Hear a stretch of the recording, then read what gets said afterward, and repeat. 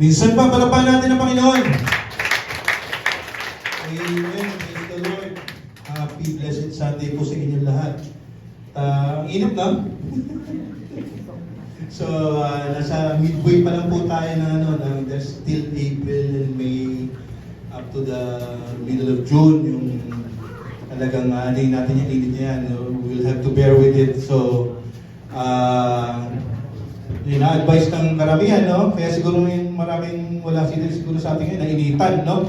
Pero pag-uusapan natin ngayon yung pag-aalab na pag-iinit din natin para sa Panginoon. Amen? Yan. A little bit of a background sa topic natin ngayong araw na ito. When we were, nung nag-aano kami, when we were, papunta kami sa isang, may pupuntahan kami, kasama si Miss, kasama nanay ko. I have a lot of topics in mind, actually. So, but then I asked my nanay, sabi ko, Ma, ano ba gusto mong topic? Sabi niya, gusto ka lang i-discuss mo yung yung pagsiserve sa Lord, yung pagsiserve kay God. Ano ba dapat yung tamang pagsiserve kay God? Sabi ko, nga no. Kasi ako, bilang Kristiyano na, and then lingkod na ng simbahan, naisip ko rin minsan, ano ba talagang tamang what is the right, how do we serve God the way it should be, no? Paano ba natin pagsisilbihan ng Panginoon? So, nanay ko nag-request niya, sige ma, given, sige pag-discuss natin yan. So, yan ang topic natin ngayon, serving God. Lahat tayo, since service ang pinag-uusapan, no? Service, importante yung service, even sa mga industries, mga nagninegosyo, napaka-importante ng pagsiserve, no? Pag hindi magandang service mo, naku, mararang ka. Lalo kami, no? Nasa catering kami, pag hindi maganda servisyo namin, inabukasan nasa na kami. Nasa Facebook na kami. Nagarant na yung customer. Tapos, di ba, pag may binili ka, tapos hindi ka nasiyahan, tapos, minsan nga, di ba, bumili ka ng something, may nakita kang ipis or something, magrarant ka na. Hindi magandang service. So, service is very important. No? Napaka-importante. Much more, para sa ating Panginoon na bibigyan natin ng service. Di ba? Napaka-importante. Mapiplease ba natin ang Panginoon sa service na binibigyan natin sa Kanya? So, hindi lang dapat, nagsaserve ko kay God. Dapat, ma-please natin ang Panginoon sa service na ginagawa natin. No? So, ayun, nawawala. Sinend ko sa iyo, Mike. Ha? Ano ba ito? So, yun nga, are we serving God the way it should be? Yan na, nahanap na. Serving God, ang title ng ating message for today. Are we serving God the way it should be? Yung service na ginagawa ba natin tama, sapat, o wala? No? So, yan ang pag-uusapan natin ngayong araw na ito. So, how do we serve God? How do we serve God properly? No? Ang ating topic verse nasa Matthew 25 to 40. Kapatid? Yan. Napakikli lang. Whatever you did for one of the least of these brothers and sisters of mine, you did for me, sabi sa Matthew 25:40. Let us pray. Yahweh El Shaddai, Lord God Almighty, Heavenly Father, we just thank you for this day. Thank you for this place. Thank you for your word for today, Panginoon. Lord, be the speaker today, not me, Panginoon. You guide us, speak through us, to the Holy Spirit. In Jesus' mighty name we pray. Amen. So basically, bago tayo umabot sa pagsaserve sa isang tao or someone, dumadaan tayo ng 5 stages. No? Ito, ginawa ko lang, no? Based on experiences. Unang-una, before you serve someone, siyempre naghahanap ka muna, di ba? Before you begin to love someone, before you begin to serve someone, naghahanap ka muna, di ba? Siyempre, pag may labidabs kang, ilang buwan, ilang taon na, wala pa rin akong or loveless ako ngayon, single ako ngayon, you begin to seek. Maghahanap ka. Amen? Naghahanap tayo, di ba? Or, tayo ang hinahanap. Di ba? Nandoon yung seeking stage. And then, pangalawa, you begin to find that person. Nahanap mo na. Nakita mo na yung taong possible na maging pagsilbihan mo or mahalin mo. And then pangatlo, you beginning to like that person. Nagsisimula ka ng magustuhan ng tao na yan. Gusto mo na yung bihis niya, gusto mo na yung tindig niya, di ba? Gusto mo na yung amoy niya, nahanap-hanap mo na yung amoy niya, bench, di ba? Ano pa? After that, hinahanap-hanap mo na rin yung kanyang presensya, pagsasalita, yung mukha niya, you begin to like that person. And then you begin to, sunod na stage, you begin to love that person. Mamahalin mo na. Di ba? Letters na kayo. Di ba? O kaya message na naman sweet. Di ba? Pinag-uulan mo na ng oras. May common mutual love, na. Di ba? Napakasarap niya sa liwanag sa mga na-in-love. Ngayon na-in-love. Ngayon mga tao, currently na na-in-love, napakasarap niya yan. Maranasan yung ma-in-love, di ba? Amen? Amen. Napakasarap ma-in-love. And then ano yung sunod? Siyempre nagustuhan mo na siya, na-in-love ka na. Ano yung sunod nun? Pagsisilbihan mo na yung tao. Di ba? Pagsisilbihan mo na. Ganon din po yung stages ng pagsisilbi natin sa Panginoon. Kailangan dumating muna tayo sa ganon. Nahanap mo ang Panginoon. Nahanap mo ang Panginoon. Nagustuhan mo ang Panginoong Hesus. Minahal mo ang Panginoong Hesus. At pag minahal mo, anong sunod? Pagsisilbihan mo. Kailangan mong pagsilbihan. Amen? May limang bagay na sinasabi ang Bible about serving God. Unang-una, ano yun? 5 things the Bible says about serving God. Serving is one of your life's purposes. Una-una. Sabi sa Mark 8:35, only those who throw away their lives for my sake, for the sake of the good news, will ever know what it means to truly live. Mark 8:35. Each of us are made to serve God, no questions asked. Lahat po tayo bilang Kristiyano, nakilala mo ang Panginoon, minahal mo ang Panginoon, kailangan mo pagsilbihan ng Diyos. No questions asked. Walang tanong-tanong yan. No? Brother, busy ako eh. Pwede bang sa tithings na lang ako? Malakas naman ako magbigay sa simbahan eh. Hindi po. Tithings is only one. The service you could do to God. Marami kang pwedeng gawin sa Panginoon para ma-please mo siya. Amen? So hindi po sapat ng tithings lang. Tithes naman ako eh. Kilala ko ganun eh. Hindi ma-attend ng church. No way.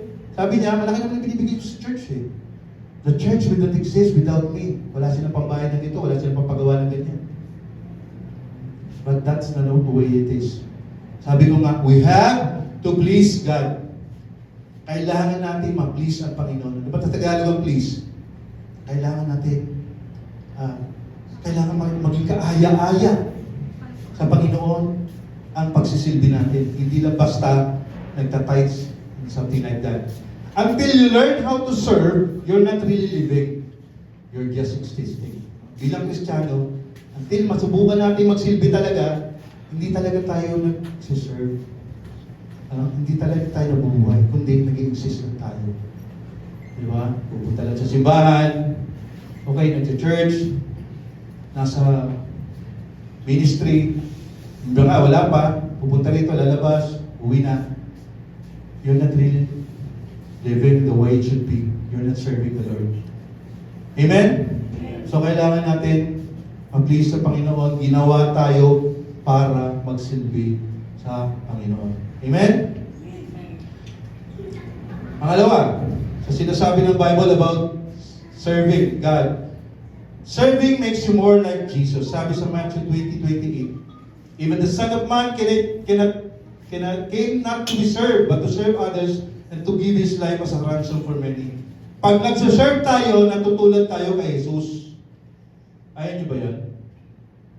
Masarap mag-serve kasi natutulad tayo kay Jesus. Kasi pumunta ang anak ng Diyos dito sa mundo, hindi para serban, kundi para siya ang mag-serve. Amen? So tingnan niyo, ang very ironic kasi sa Old Testament, ano sinasabi? You should serve God with all your heart, with all your soul, and with all your strength. Amen? Pero sa Bible, ano sinasabi? Sa New Testament, ano sinasabi? Pumunta ang Diyos dito, ang Panginoong Jesus, hindi para pagsilbihan, kundi para magsilbi. Amen? Kasi Diyos siya. Di ba? Diyos si Jesus, pero pumunta siya dito bilang tao. So bilang tao, kailangan niyang magsilbi para sa Diyos Ama. Amen? Understood ha? Kasi mamaya, sa Old Testament, yun ang sinasabi eh. Pero sa New Testament, pumunta ang ating Panginoon para magsilbi.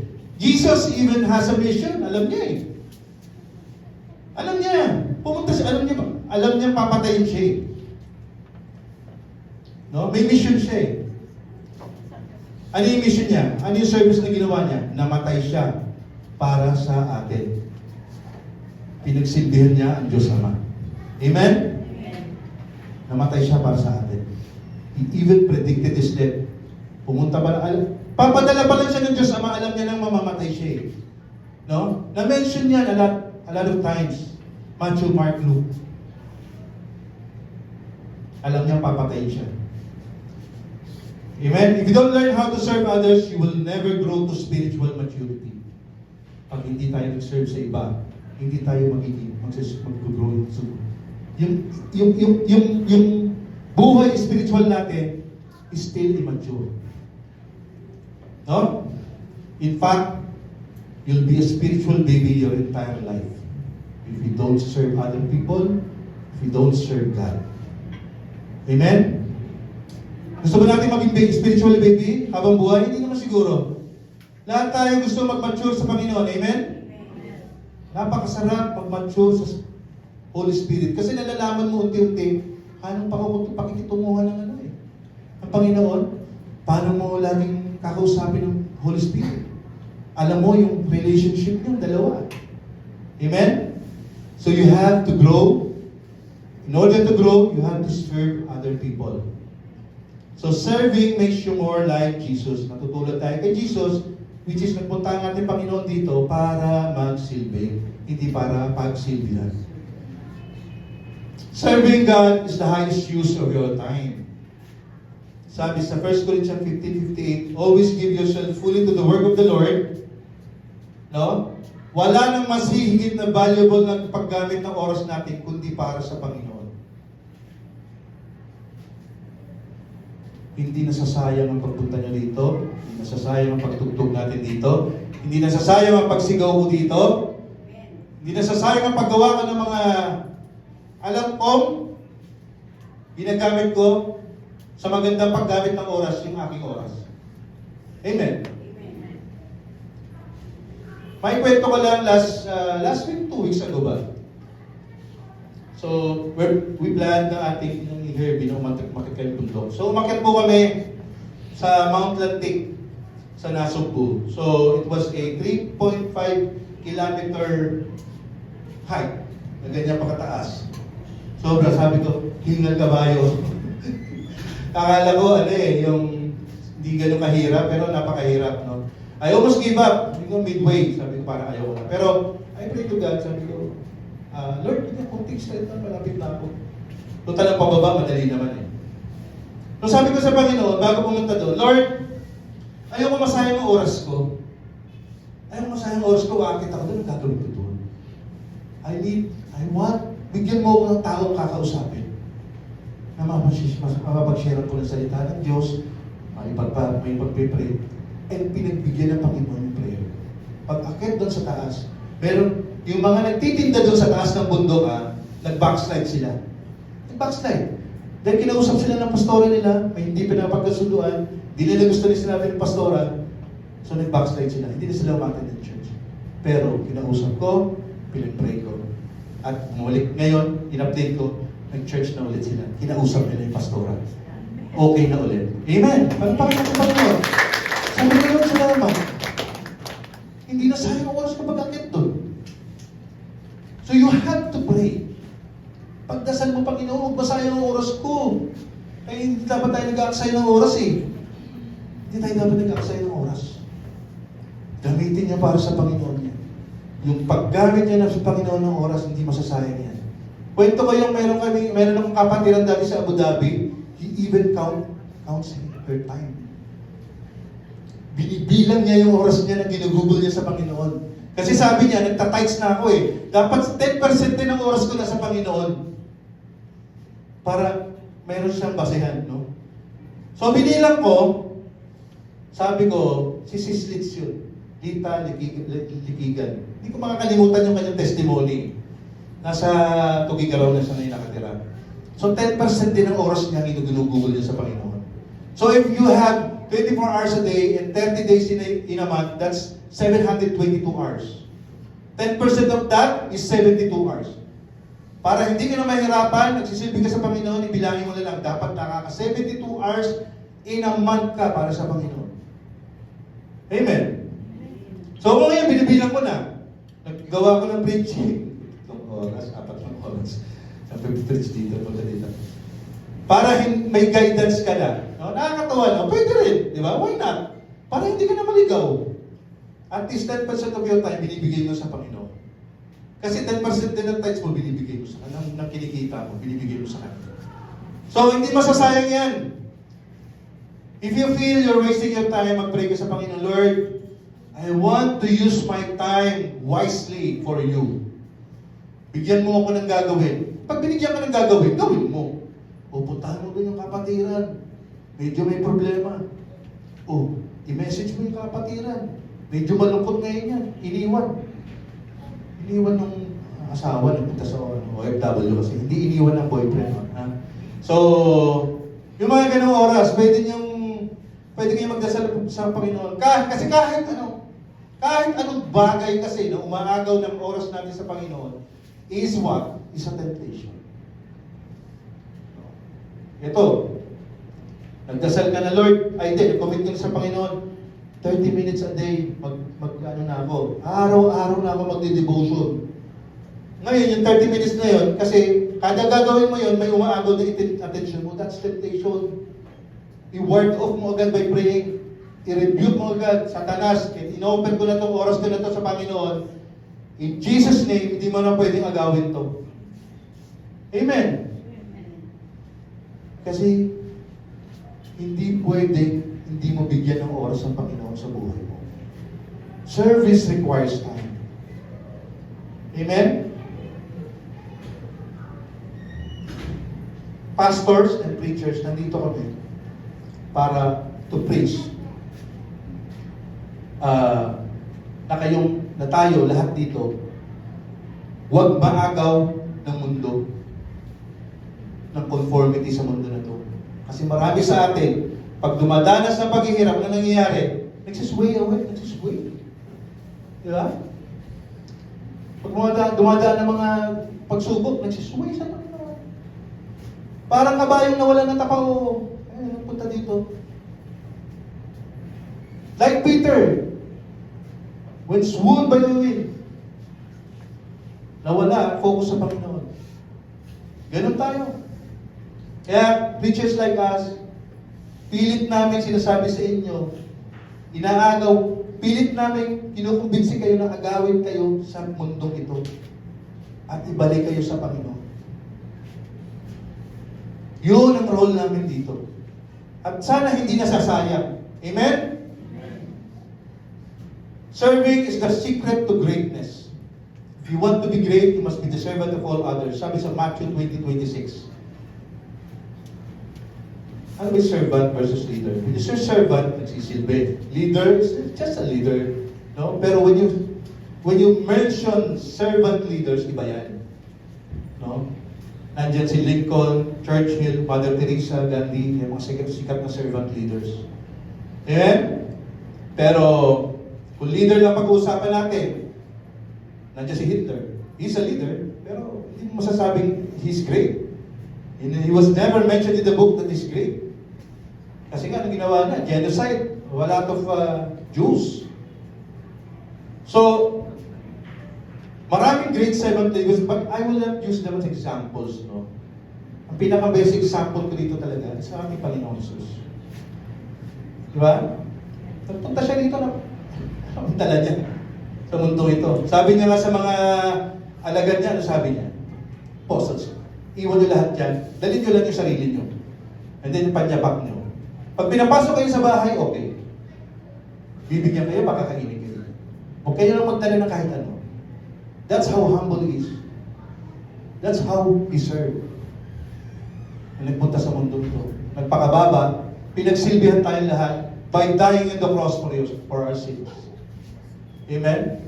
If you want to be great, you have to serve. That is why Jesus is the best, greatest servant leader of all time. Wala nang hihigit sa Kanya. Amen. Panglima, na sinasabi ng Bible about serving God, serving will be rewarded in heaven. Sabi sa Mark 10, 29 to 30, I can guarantee this truth. Anyone who gave up anything because of me and the good news will certainly receive 100 times as much. So may reward tayo sa heaven. Because, sino ba real boss natin? Our real boss as Christians is Jesus Christ. At hindi, ang ating Panginoon hindi madamot. Kaya nga, sabi niya, do not lay up for yourselves treasures on earth where moth and rust destroy, and where thieves break in and steal. But lay up for yourselves treasures in heaven where neither moth nor rust destroys, and where thieves do not break in and steal. For where your treasure is, there your heart will be also, sabi sa Matthew 6:19 to 21. Kaya hindi tayo dapat mag-iipon ng iyaman dito sa mundo. Because our reward, our treasures is in heaven. Kasi, pag inipon mo na ipon yan, sabi dito, for where your treasure is, nasaan ang yaman mo, nandun ang puso mo eh. Di ba? Pag nakabili ka ng bagong minyo, mahal na mahal mo pa yun kaysa sa asawa mo. May ganun. Pag nakabili ka ng bagong motor, ng big bike, o kaya kotse, mas mahal mo pa yun, minsan sa asawa mo. Kung sino man. Kasi kung nasaan ang yaman natin, bilang tao, minsan madalas nandun ang puso natin. Kaya hindi tayo dapat nakatutok sa kung ano ang makukuha natin dito sa mundo, kundi tumutok tayo kung sa reward na ibibigay ng ating Panginoon doon sa langit. Andun na nga talaga. Andun na ating yaman. Amen? So how do we serve God properly? Paano ba? So na-mention na, may reward pala. And you will be great. Pala, hindi mo pa sinasayang ang oras mo sa Panginoon. Pag nagsiserve ka, nagiging katulad mo ang ating Panginoon. And yun nga, ang pagsisilbi talaga, ginawa tayo bilang Kristiyano, ginawa tayo. We were made to serve God. So, Brother Lawrence, how do we serve God ba properly? Itong preaching na to, hindi nyo makikita sa internet to. Ginawa ko talaga to based on my experience. How to serve God properly? Unang-una, you have to serve God with the right motive. Tamang motibo. Amen? Sabi sa Joshua 24:14, now therefore fear the Lord and serve Him in sincerity and truth, and put away the gods which your fathers served beyond the river in Egypt, and serve the Lord. Sincerity and truth. Kailangan may sinseridad sa puso mo, sa isipan mo. At ang katotohanan, nandyan din sa puso mo, sa isipan mo. Bakit ka ba nagsisilbi sa Panginoon? Bakit ba? Bakit? We serve God not because He has needs to be met. Pagsisilbihan natin ang Panginoon, hindi dahil mayroon siyang needs na dapat natin i-meet. Diba? Yung mga hari, diba? Pinagsisilbihan niya. Kasi bakit? Hari sila eh. Dapat pagsilbihan sila. Kailangan paliguan mo, kailangan palitan mo. Ang Panginoon, hindi natin kailangan pagsilbihan dahil may needs siya. Siya nga ang may gawa ng lahat eh. Hindi niya kailangan pagsilbihan. Amen? Based on what, kung may needs siya, wala siyang needs, actually. But because we just need to obey, obedience is the key. Nakalagay sa Old Testament yan, marami. Kaya lang, pagsilbihan mo. Serve the Lord. So ang key niyan, obedience. Pagsisilbihan mo ang Diyos, kasi gusto mo sundin ang mga katuruan about serving God. Hindi dahil sa kung ano naman motibo na sa utak mo. Gusto kong pagsilbihan ng Panginoon kasi gusto kong pagpalain. Gusto kong pagsilbihan ng Panginoon kasi isisilbi din ng parents ko. So sumusunod din ako. Gusto kong pagsilbihan ng Panginoon kasi wala, nayaya ako ng kaibigan ko, kahit sumama daw ako sa music ministry. So you have to have the right motive. Ano ba? Pagsilbihan mo siya kasi you have to pay. Kailangan mo lang sumunod. Amen? Mamaya susundan pa natin yan. Panibagong motive. No? So what is the right motive? So ano ba talaga? Ang right motive, yun na nga, yung pangalawa. Una-una, obedience is the key. Okay? Kailangan lang natin sumunod sa ating Panginoon. Pangalawa, ito na nga. So what is the right motive? It is our next slide. Ayan. Serve God wholeheartedly with love for your Creator. Sabi sa Deuteronomy 11:13. So if you faithfully obey the commands I am giving you today to love the Lord your God and to serve Him with all your heart and with all your soul. When it comes to the divine love, there are only three parties to the love story. Meron tayong love story with God. May tatlong partido lang. Si Lord, ako, sila. Amen? So ano yung right motive? Mahalin mo ang Diyos. Dapat may pagmamahal sa puso mo. Nagsisilbi ka dahil mahal mo ang Diyos. No? Kailangan may love muna bago mo pagsilbihan. Before you can serve God, kailangan sa puso mo may pagmamahal. Hindi ka pwedeng sisilbi lang dyan, wala, nayaya lang ako eh. Wala akong magawa sa bahay eh. Kaya papractice na lang ako ng drums. At tutugtog na lang ako. Wala eh, nasabihan naman ni May na magturo eh. Di magtuturo ako. Pinagsisilbihan mo ang Diyos dahil mahal mo siya. May kwento ko yung may napanood ako, ang title ng movie. Kaya marinig akong maganda ng movie, no? Pagka nagre-recommend ako panoorin niya. Victoria and Abdul. So it's the story of Queen Victoria, no? 1800s. And then, may pinadala sa palasyo, sinakop ng Great Britain ng India, di ba? So may pinadala sa galing India, pumunta ng palasyo sa Great Britain na Indiano. So pumunta doon. The Queen began to like Abdul. Queen Victoria began to like Abdul.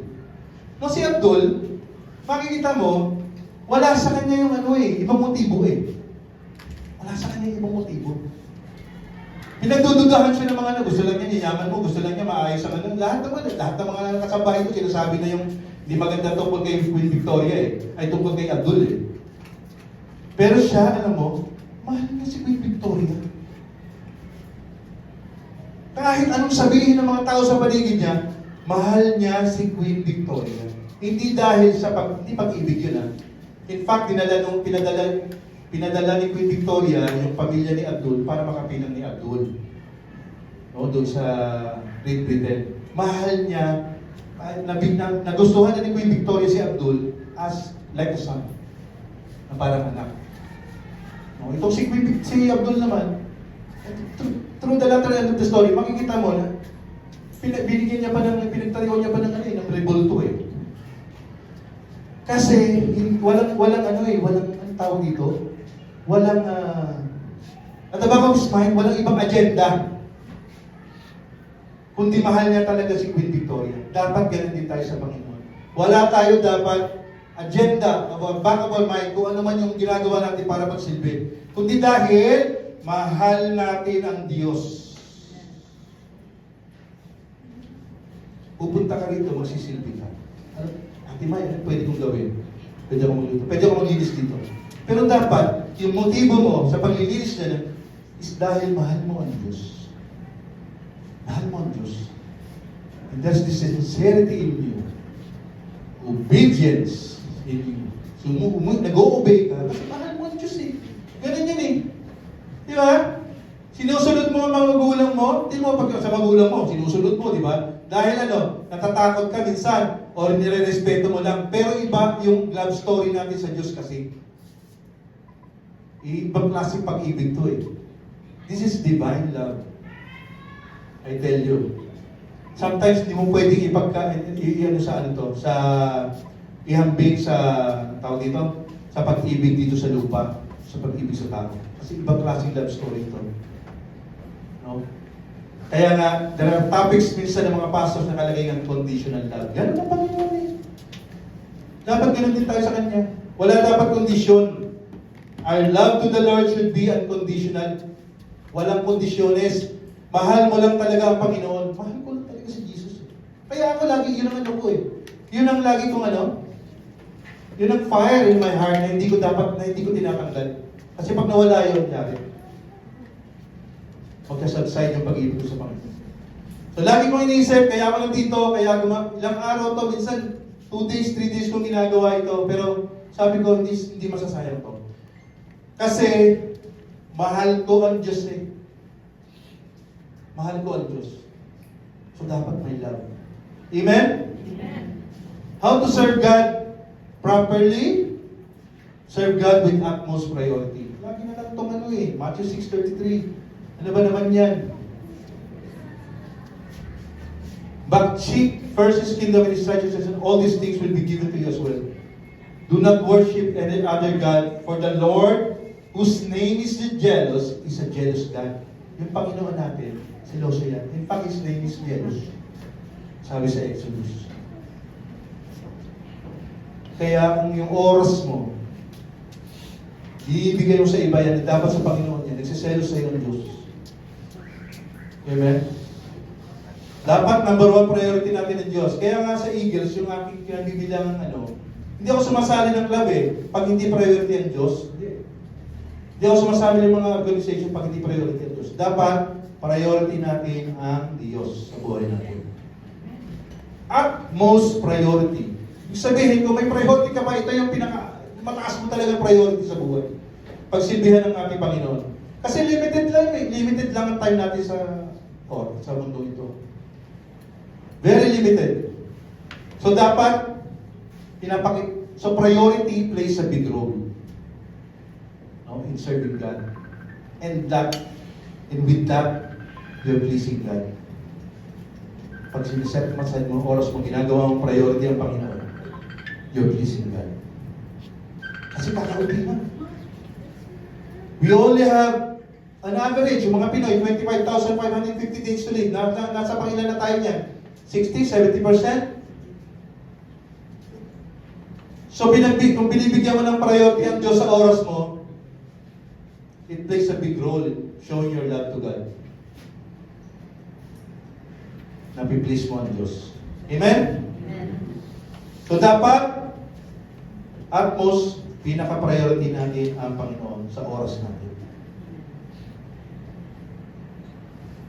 Ano ba? Serve God by honoring Him with your produce. Honor the Lord with your wealth, with the first fruits of all your crops. Proverbs 3:9. Mag-tithes ka. No?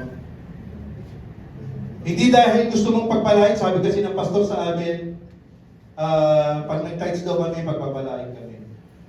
Pag nagturo ang pastor ng ganon, hindi po yun ang tamang katuruan sa tithings. Amen? Yes. Hindi kailangan ng Diyos yung pera natin. Amen. He owns the world and everything, universe. Amen. Hindi niya kailangan ng 10 piso, 100 mo, 1,000, 10,000, 100,000. We are wrong with that. Kailangan mo lang sumunod. Kasi yun ang utos eh.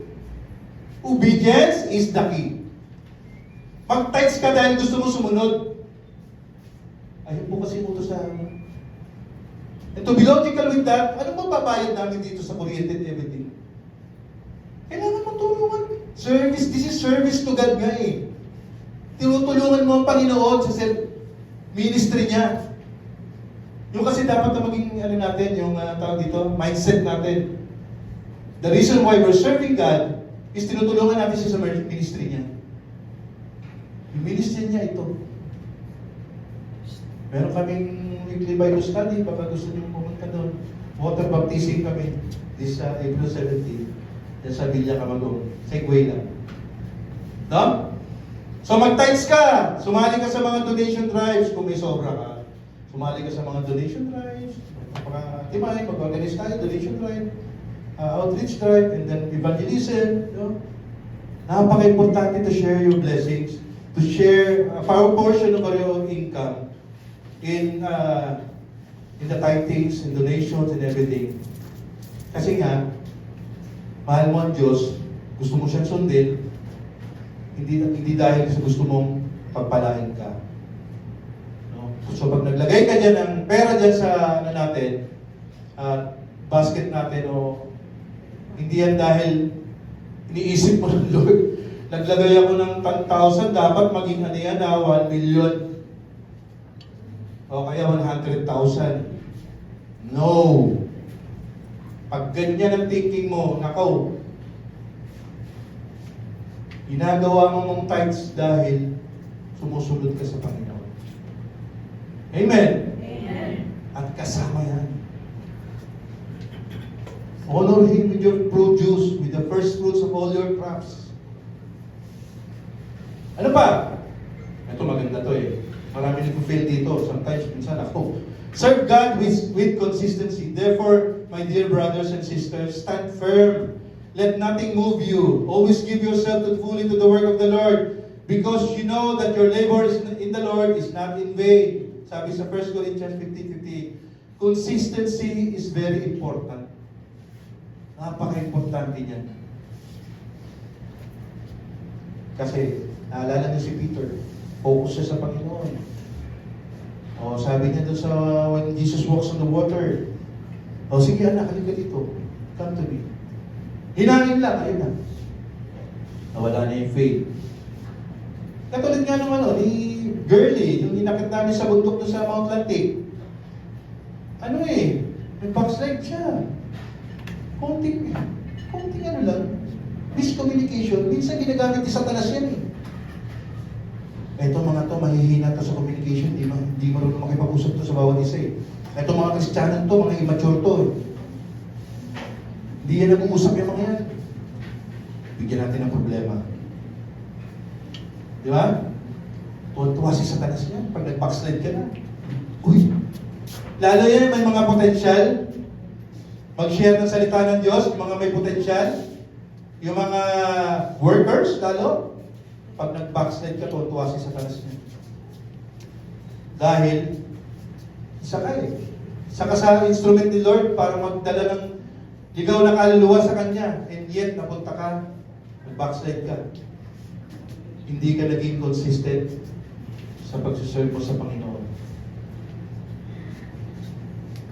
Hindi rin consistent yung focus mo sa Panginoon. Marami ba tayong aray ngayong araw na to? Marami? Kailangan maraming aray. As much as possible, ayoko na nagpapatawa dito sa stage. Gusto kong patawa pa minsan-minsan. No? Pero, we need to be serious. This is service to God. No? Hindi natin pwedeng shortcut to. Hindi natin pwedeng, ano to. We have to be serious about serving God para hindi tayo nag-aaksaya ng oras dito. Amen? Amen. Ano pa? Serve God by serving others. For even the Son of Man did not come to be served, but to serve, and to give His life as ransom for many. Sabi sa Mark 10:45. Jesus came here as a missionary. Jesus is a missionary. No? So kung may calling ka for missionary, fulfill mo yan. No, I know a lot of my brethren sa UAE noon, umuwi sila dito, naging missionary na sila. Inuukol nila lahat ng oras nila sa Panginoon. Nagpupunta ng malayong mga probinsya na hindi pa kilala si Jesus. No? At ito mga malungkot eh. Hindi mo na nga kailangan bumiyahe ng pagkalayo-layo sa loob-looban. Bumaba ka lang dyan, maraming hindi nakakilala kay Jesus. Maraming walang personal relationship with Diyos. Yet, we are here. Diba? Sometimes, hindi natin sila nakausap. Jesus is a missionary. Yung aking mga brethren nga dati, kaibigan, kapatiran sa UAE. Dito na sila ngayon. Tinatanong ko paano sila nabubuhay. Ano mo sabi nila? Napakabuti ng Diyos. Sapat. Minsan, sobra pa nga yung binibigay sa amin. Wala kami trabaho. No? Top-notch engineer yung isa. Top-notch, hindi yung isa. Mag-asawa sila. Hindi. Sumasweldo sila na malaki sa UAE. And yet, binuhos nila ang mga sila dito. Sabi ko, I just praise God na kaya nilang gawin yun. Iubos nila. Pero pag tatanungin mo sila, sapat na binibigay ng Panginoon. Sobra pa nga madalas. Now, fulfill your callings. Serve others. Use your talents. Creativity. Diba? May mga talent tayo. Gamitin natin yan. Volunteer tayo. Mind. Nagtatawag natin ng volunteer sa mind. Volunteer tayo. Napakagandang gawain niyang ginagawa natin sa conferences. I've talked to a lot of people, binabago ang buhay talaga nila ng conferences na yan. At hindi natin pwedeng putulin yan. Yan ay gawain ng Panginoon. Hate ni Satanas yan. Kaya kung saan mga bagay na hate na Satanas, doon tayo. Diba? Use your talents and then serve the children. Yung mga bata dyan, tulungan natin. Turuan. Turo na natin si Jesus as early as now. Amen? Amen. So, you serve God by serving others. Kasi nga, ang ating Panginoon nagpunta rito, hindi para magsilbi, kundi para magsilbi. Serve God by mirroring Jesus. For God knew His people in advance, and He chose them to become like His Son, so that His Son would be the firstborn among many brothers and sisters. Sabi sa Romans 8:29, we are also created to be like Jesus. No? We need to emulate Him. We need to be humble. Ano sabi ni Mang Ping?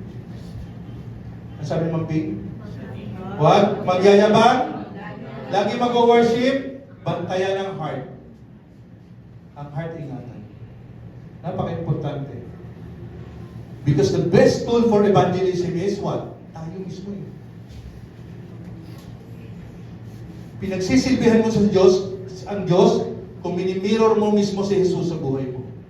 Ano ba siya? Humble. Nagyabang ba pa ating Panginoon? Hindi. Pumunta nga siya dito. Di ba? Ano trabaho niya? Karpintero lang. Oh. Hindi naman siya pinanganak sa mga hari at reyna. Hindi siya pinanganak from the governors, mga gano'n. During that time, pinanganak siya sa isang, sino ba mga laborer ng mga magulang nino? Jesus. Hindi natin pwedeng tanggalin sa sarili natin yung pagiging, kailangan masalamin sa sarili natin yung pagiging si Jesus. Humility and being humble. Kaya nga minsan pag nagagalit ako, Lord, ayoko masalamin sa akin si Satanas. Kailangan ikaw lang. Ang hirap. Lalo't medyo chubby ako. Chubby lang ba? No? Ano yan may ano sa katawan mo yan Tapos mataas pa yung blood pressure. Minsan talagang sisilap mo yung galing ko, pero gusto pa ingatan ng puso ko, gusto ingatan ng heart ko. Ayoko makapagsalita ng hindi maganda. A lot of times. And praise God, napipigilan mo na ngayon yung galit talaga. Kasi kailangan, pagsilbihan ko ng Panginoon by mirroring Him. Kailangan masalamin sa atin si Jesus. Because the best tool for evangelism to serve God is you. Wala nang iba. Kung palachismis ka, mahilig ka magmarites, lagi kang late sa trabaho, nanakaw ka ng oras, nagnakaw ka ng uno sa company, nandudugas ka ng mga kliyente mo, paano masasalamin sa iyo si Jesus?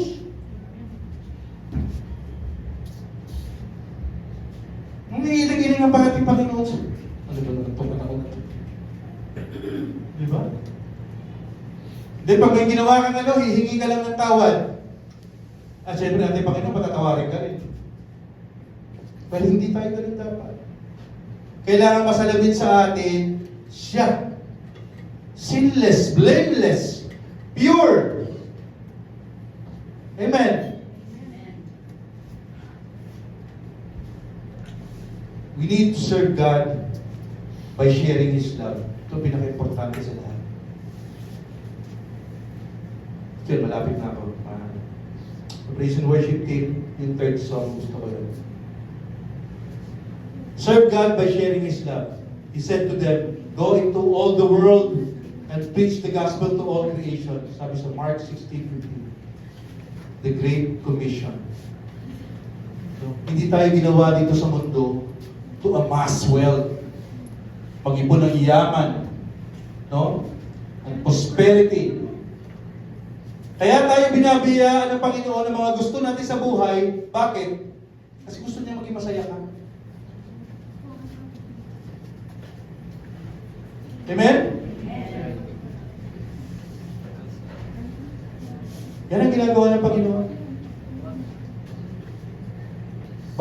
Pero, ang pinaka-importante is mag-share mo yung love na meron siya sa tao. Preach the gospel to all creation.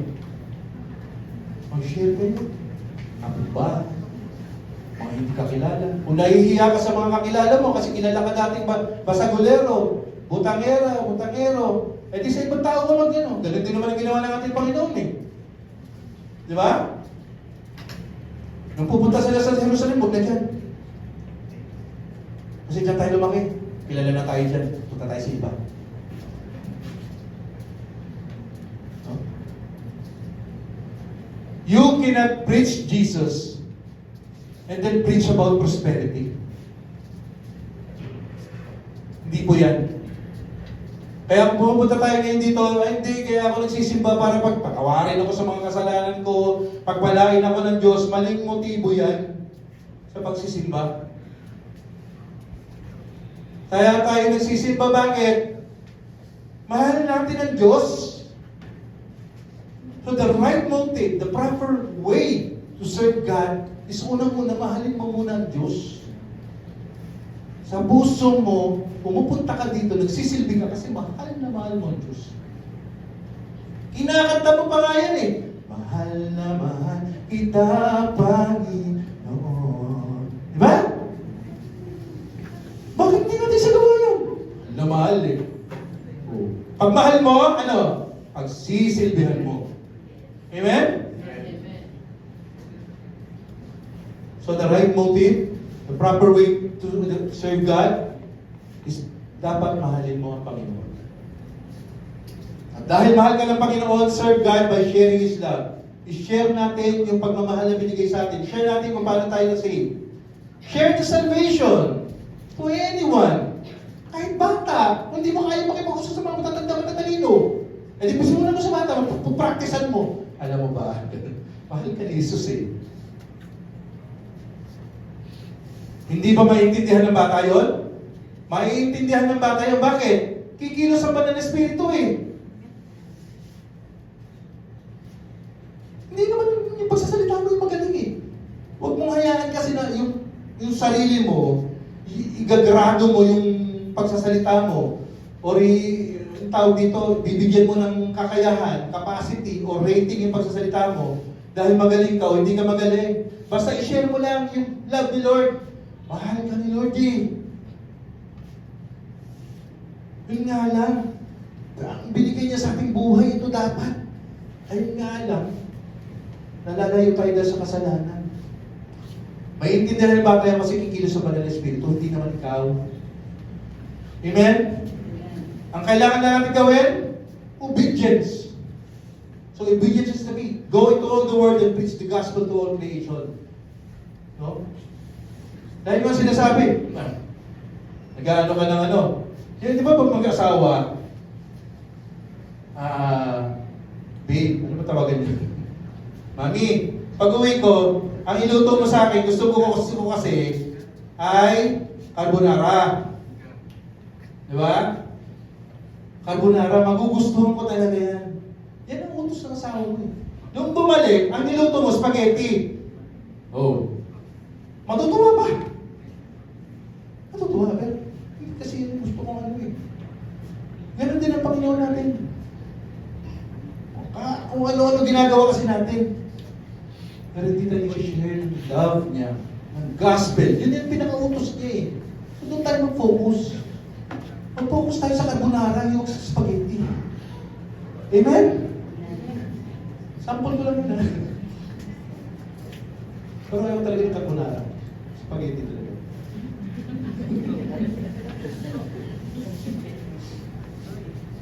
Kayo, basta ang importante, naituro mo, iluto mo yung dapat na iluto para sa asawa mo. So ang ating Panginoon, yun lang ito ng pinaka... Kaya nga ang tawag dito is the Great Commission. Go therefore and make disciples of all nations, baptizing them in the name of the Father, the Son, and the Holy Spirit, teaching them to obey everything I have commanded you, for surely I will be with you to the very end of age. Matthew 28:19-20. Mga kapatid, yan ang pinaka-utos ng ating Panginoon. Kaya nga hinuli ko yan. If you want to serve God by sharing His love. Amen? So tawagin natin ang ating praise and worship.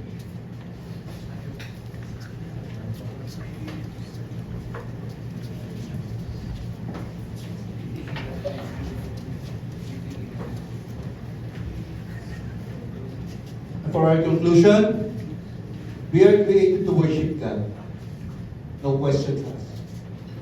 We are also created to serve God and other people. How we serve other people reflects how God has molded us to be like Jesus. So it is bottom line. Let's all focus on spreading the love of God through serving other people. Pag-uwi natin mamaya, pray natin. Thank you, Lord, for always being there, guiding, protecting. Help me learn how to fear you in both respect and honor. Picturean niya, and help me to serve you with all my heart, faithfully, Lord. Help me to recognize and worship you for all the things that you have done and I continue to do every single day of my life. Help me so that I could share your love to other people, that they would be blessed with the grace coming. Kayo po tayo mga kapatid.